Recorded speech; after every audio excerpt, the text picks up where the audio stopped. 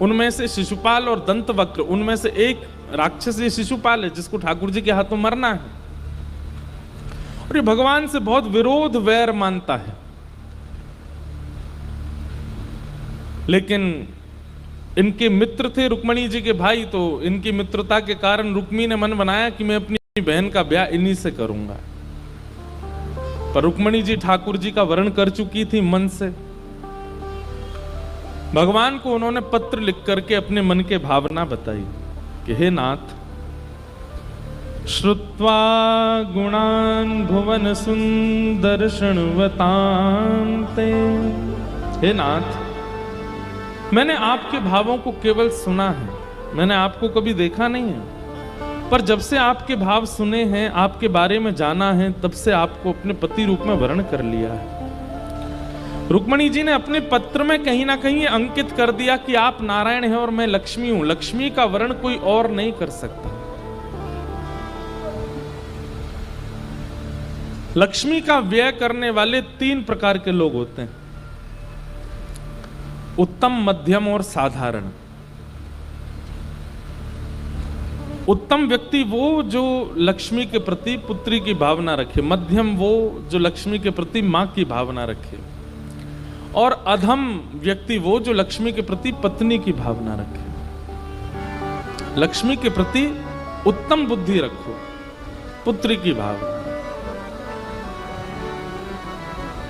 श्री रुक्मणी जी ने भगवान को पत्र लिखा। ठाकुर जी ने पत्र पढ़ के मन में इच्छा प्रकट हुई कि चलो हम इनका वर्ण कर लेते हैं, और भगवान रथ पर आरूढ़ होकर के आए और कौंडन्यपुर में आकर के भगवान ने रुक्मणी जी का वर्ण किया, रुक्मणी जी को स्वीकार किया। विवाह का प्रसंग हुआ, सब बड़े आनंद में हो गए। ठाकुर जी का विवाह सुसंपन्न हुआ। कल हम लोगों ने दर्शन ठाकुर जी का किया। अब इससे आगे के प्रसंग में हम लोग प्रवेश करते हैं। भगवान अब गृहस्थ आश्रम में प्रवेश कर चुके हैं। धन्यो गृहस्थाश्रम। सब लोग बहुत सावधानी से इधर देख करके कथा सुनो। थोड़ी देर की कथा है, आज कथा का विश्राम है, इसलिए बड़े सावधानी से भाव से कथा श्रवण कीजिए। और अब हमारी एक प्रार्थना है, जो लोग बीच में उठते हैं, आप लोगों को पता है कितने लोग बाहर खड़े हैं जिनको जगह भी नहीं मिली है, और आप बीच में बैठे हैं, आगे बैठे हैं, इधर बैठे हैं। आपको जरूरी काम से जाना था तो आपको पीछे ही बैठना चाहिए। वो लोग जो बेचारे बहुत भावुक हैं कथा, उनको स्थान मिलना चाहिए। अब जो भी बैठे हैं वो बैठे रहना है। अब जब तक कथा चल रही है उठ करके नहीं जाइएगा, और अगर आप जाओ तो ऐसे जाना कि हमको नहीं पता चलना चाहिए कि आप जा रहे हो। कई लोग हैं वो ऐसे खड़े हो, अरे तो जाओ, बीच कथा में क्यों आप, पीछे वाले भी देखते हैं बेचारे, तो लगता है कि फिर आप वहीं बैठ जाते जहाँ साइड से निकल जाते। बीच में कथा में एक तो हमारा स्वभाव है, ना तो हम इधर देखते ना इधर देखते, हम सीधे देख के ही कथा कहते हैं। इसके पीछे भी कारण है। कई बार लोग कुछ हरकत करते दिख जाते हैं ना, तो मैं कथा भूल जाता हूँ। अब कोई पानी पीता दिख जाता है तो मन में आती है, भाई 3 घंटा से मैंने तो पिया नहीं, तुम पी रहे हो। कई लोग हैं वो कुछ करते दिख जाते, तो इसलिए मैं सामने देखता रहता हूँ। ज्यादा लोग कुछ करते रहते तो मैं ऊपर देखता हूँ, कथा मेरी उसमें विघ्न ना हो। इसलिए जो लोग बीच में उठने का मन बनाते हैं वो एक बार बाहर, हमको तो देखा नहीं जाता, दया आती है, देखो यहाँ कितने लोग खड़े बाहर, उनको स्थान ही नहीं मिला है। तो इसलिए आप लोग अपने स्थान की गरिमा रखो, बैठे रहो, कथा सुनो। भगवान अब गृहस्थाश्रम में प्रवेश कर गए।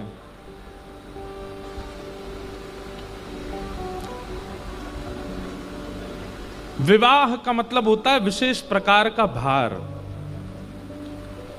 अब तक आप स्वच्छंद थे, अब तक आप स्वतंत्र थे, अब तक आप जैसे चाहते सोते, खाते, पीते, हंसते रहते थे, लेकिन अब नहीं। अब आपके जीवन में एक जिम्मेवारी प्रारंभ हो जाती। ये माताओं के लिए भी बात, एक विशेष प्रकार की जिम्मेवारी शुरू हो जाती है। क्यों विवाह के ऊपर इतने मजाक की बातें की जाती हैं, विवाह का नाम लेती हंसी उड़ा दी जाती है? क्यों भाई, अब तू स्वतंत्र नहीं है, अब तुम्हारी स्वतंत्रता गई, अब जितना जीना था अकेले तुम जी लिए हो, अब तुम किसी के अधीन ही रहोगे, अब तुम्हारी अधीनता प्रारंभ है। तो भगवान जो कि परब्रह्म है, अब वो अधीन हो गए हैं, अब वो गृहस्थाश्रम में आ गए हैं। लेकिन श्री रुक्मणी जी का स्वभाव ऐसा है कि ठाकुर जी को अधीनता का अनुभव ही नहीं होता। इसलिए श्रीमद् भागवत जी में प्रणय कलह का प्रसंग आता है। प्रणय कलह का मतलब क्या है? बहुत दिन हो गए शादी को, ठाकुर जी बोले यार ये हमसे लड़ती नहीं है, ये हमसे कभी कुछ कहती नहीं है, हम रात को विलंब से आते हैं, इसको कभी संकोच ही नहीं होता, हम इनके द्वारा बनी गई सामग्री की प्रशंसा नहीं करते, ये हमसे कभी लड़ती नहीं है। ठाकुर जी बोले आनंद नहीं आ रहा है, ऐसा कुछ हो कि लड़ाई हो, इसलिए प्रणय कलह का प्रसंग है भागवत जी में। भैया ने यहां भीतर वाले तो मत बोलो, धीमे। तो क्या बता रहा था मैं? हाँ, प्रणय कलह। एक दिन ठाकुर जी मन में सोच के आए आज हम लड़ेंगे रुक्मणी से। लड़ती नहीं है कभी भी। रुक्मणी जी कई बार पीली पोशाक निकाल के रखती हैं कि स्नान के बाद आप पीले वस्त्र पहनना। तो ठाकुर जी देखते हैं तो फिर सोचते हैं लड़ेगी अगर मैं नीले पहनूं तो नीले पहन लेते हैं। लेकिन रुक्मणी जी कुछ नहीं, अरे आप तो बहुत सुंदर लग रहे हैं, मैंने तो पीले निकाले लेकिन आप नीले में और ज्यादा अच्छे लग रहे हैं। ठाकुर जी बोले ये भी कोई बात है, हमने तो इसलिए पहने कि हमसे लड़े, ये लड़ती नहीं है। रुक्मणी जी पूछती हैं आज प्रसाद में क्या पाएंगे आप? तो ठाकुर जी बोलते हैं आज हम ये पाएंगे, ये पाएंगे, ये पाएंगे, बनाओ। अब इच्छा तो वही पाने की है, लेकिन ठाकुर जी के सामने जैसे थाली आती है ठाकुर जी कहते हैं नहीं ये पाने की इच्छा नहीं, कुछ और लेके आओ। तो रुक्मणी जी वो लेके आ जाती हैं, तो वो भी मना, नहीं ये भी नहीं, कुछ और लेके आओ, केवल इसलिए कि लड़े हमसे। लेकिन रुक्मणी जी ऐसे स्वभाव की हैं, वो लड़ती ही नहीं है ठाकुर जी से। कभी कभी ठाकुर जी की इच्छा होती है हम इनके चरण वंदन कर लें, ये बिल्कुल नहीं लड़ती हमसे। तो वस्त्रों में विपरीतता करके देख ली, भोजन में विपरीतता करके देख ली, कई बार कोई भाव रखा जाता पारिवारिक, उसमें रुक्मणी जी कहती ऐसा करना चाहिए, तो ठाकुर जी कटाक्ष करते नहीं नहीं आप क्या जानती हो, आपका विषय नहीं है, हम बता रहे हैं ऐसा होना नहीं, आप तो स्वामी हैं, आप जो कहेंगे वो स्वीकार है। ठाकुर जी कहते हैं भाई ये कैसी देवी आ गई हमारे घर, लड़ती नहीं है। आज ठाकुर जी मन में सोच के गए अगर आज हमने इससे लड़ाई नहीं करी तो हमारा नाम भी कृष्ण नहीं, आज हम लड़ेंगे। और ठाकुर जी कक्ष में गए और जाकर के झूला पर जैसे ही बैठे, रुक्मणी जी पंखा जल रही थी और ठाकुर जी ऐसा प्रसंग छेड़ते हैं जिससे रुक्मणी जी के हृदय में थोड़ी सी वेदना हो। ठाकुर जी कहते हैं तुमने हमसे ब्याह क्यों किया? आपका हमसे ब्याह करने का कारण क्या है? रुक्मणी जी बोले बहुत जल्दी नहीं पूछ रहे हैं आप, आपके पुत्र का भी जन्म हो गया, पुत्र का ब्याह भी हो गया, पुत्र का पुत्र भी हो गया, उसका भी ब्याह हो गया, अब पूछ रहे हो आप? नाती का भी ब्याह हो चुका है आपके, और आज आप हमसे पूछ रहे हो कि हमने ब्याह क्यों किया? बहुत जल्दी नहीं पूछ लिया? ठाकुर जी ने नहीं नहीं हमें बताइए आपने हमसे ब्याह क्यों किया? अब रुक्मणी जी कुछ बोले नहीं, वो तो खड़ी खड़ी वो तो जानती हैं कि इनके मन में क्या चल रहा है, ये लड़ना चाहते हैं, हमको लड़ना नहीं है इनसे। ठाकुर जी बोले अच्छा मैं बताऊं तुमने हमसे ब्याह क्यों किया? बोले बताइए। बोले क्योंकि तुमने संतों से मेरे बारे में बहुत प्रशंसा सुनी, तुमने पत्र में भी लिखा था ना, श्रुत्वा गुणान भुवन सुंदर शृण्वताम ते, आपके बड़े गुणानवाद मैंने सुने हैं। तुम संतों की बातों में आ गए, जिनके खुद के घर का ठिकाना नहीं, जिनका खुद का गृहस्थाश्रम नहीं, जिनको अपने पेट पूजा के अलावा दूसरों की कोई चिंता नहीं, ऐसे संतों की बातों में आके तुमने हमसे ब्याह कर लिया। आप कहोगी हमने तो इसलिए ब्याह कर लिया कि आप सुंदर हैं। काय बात की सुंदर? हमारे शत्रुओं कभी हमारा नाम सुना है? कालिया कह के बुलाते हैं हमको, कालिया कहते हैं, श्याम कहते हैं। हमारा नाम ही कृष्ण रख दिया गर्गाचार्य जी ने। कृष्ण का मतलब काला। काय मत की सुंदरता। अरे भाई, कई बार घर का बालक इतना सुंदर नहीं होता, पर बड़े लोगों को वो बहुत अच्छा लगता है। अरे मेरो राज दुलारो, कितना बढ़िया लग रहा है। कैसा भी हो, लेकिन घर के बड़े लोगों को अच्छा ही लगता है।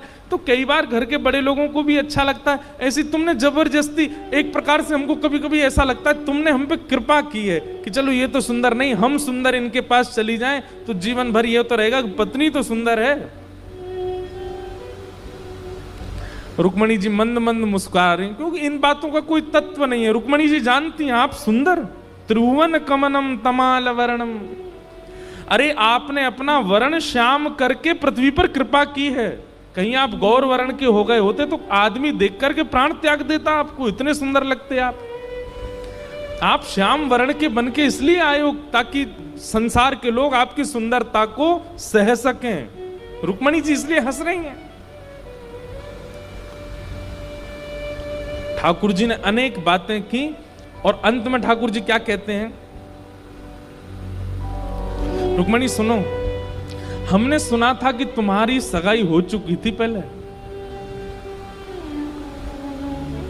अब रुक्मणी जी थोड़ी सी सहम गई।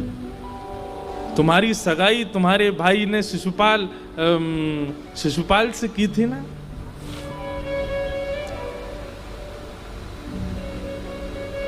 क्या कमी थी शिशुपाल में? रूपवान, गुणवान, धनवान, संपत्तिवान, सब कुछ तो था। उसके साथ विवाह कर लेती, कितनी अच्छी लगती तुम। वो भी गोरा, तुम भी गोरी, वो भी सहज, तुम भी सहज, सब कुछ बिल्कुल मतलब अनुकूल था तुम्हारे लिए। हमें ऐसा लगता है कि तुमने जबरदस्ती हमसे ब्याह कर लिया, इसलिए शिशुपाल अभी तक क्वारा बैठा है। हमने शिशुपाल को बुला लिया है द्वारिका। हम तुम्हारे मन की जान गए हैं और अब हम शिशुपाल से बात करके तुम्हारा विवाह करा देंगे उससे। जब इस हद पर ठाकुर जी पहुंच गए कि ये कहने लगे कि हम तुम्हारा ब्याह करा देंगे शिशुपाल से, ये बात सुनकर के रुक्मणी जी को क्रोध तो नहीं आया, पर वो सह ना पाई और मूर्छित होकर गिर पड़ी, वहीं बेहोश हो गए। ठाकुर जी को जैसे ही होश आया, पीछे मुड़ करके देखा तो रुक्मणी जी मूर्छित पड़ी थी।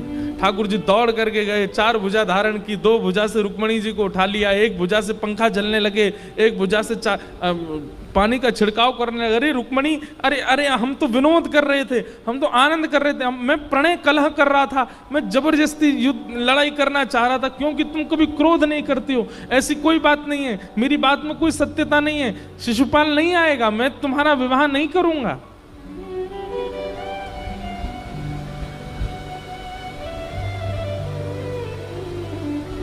रुक्मणी जी को होश आया,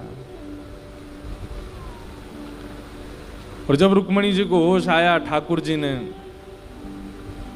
रुक्मणी जी के नेत्रों में देखा तो अश्रु प्रवाह, और हाथ पकड़ लिया ठाकुर जी का, और हाथ पकड़ के रुक्मणी जी कहती हैं, स्वामी आप कुछ भी कहिए, मुझे सब स्वीकार है, लेकिन आप अपने से कभी दूर जाने की चर्चा भी मत कीजिएगा मुझसे। जो स्थिति ब्रजवासियों की हुई, जो स्थिति ब्रज की गोपियों की हुई, जो स्थिति किशोरी जी की और सब ब्रज वनिताओं की हुई है, उस स्थिति को हम सहन नहीं कर पाएंगे। आपसे कृपा करके निवेदन है, जीवन भर आप चाहे जो कह लीजिएगा, लेकिन मैं आपसे दूर हो जाऊं, ये बात आप कभी मत कहिएगा। क्योंकि क्रोध तो मुझे नहीं आएगा, लेकिन आज तो मूर्छा हुई है, कल को अगर ये बात कही तो प्राण चले जाएंगे। आप बस ये चर्चा मत करना। ठाकुर जी ने रुक्मणी जी के हृदय से अपने हस्त कमल को लगा लिया और प्रेम भाव से श्री रुक्मणी जी को स्वीकार किया। ऐसे भगवान का गृहस्थाश्रम है, कितनी अनुकूल हैं रुक्मणी जी, बिल्कुल नहीं लड़ती, बिल्कुल नहीं झगड़ती ठाकुर जी से। सब अनुकूल। लेकिन ये बहुत दिन तक चलने वाला नहीं था। तभी ठाकुर जी का दूसरा विवाह हुआ जामवती के साथ, और जामवती के बाद तीसरा विवाह हुआ ठाकुर जी का सत्यभामा के साथ। और जो सत्यभामा है ये थोड़ी सी शासन करने वाली, इनके मारे ठाकुर जी चुप ही रहते हैं, कुछ नहीं कहते, क्योंकि इनके आगे किसी की नहीं चलती है पूरे द्वारिका में। सत्यभामा को अपने रूप का बहुत अभिमान है, और सत्यभामा को इस बात का भी अभिमान है कि श्री कृष्ण मेरी ही सुनते हैं, मेरे अलावा किसी की नहीं सुनते, भले ही कितनी पत्नियां हो इनकी। पर अगर सत्यभामा कह दे कि आप इधर बैठ जाइए तो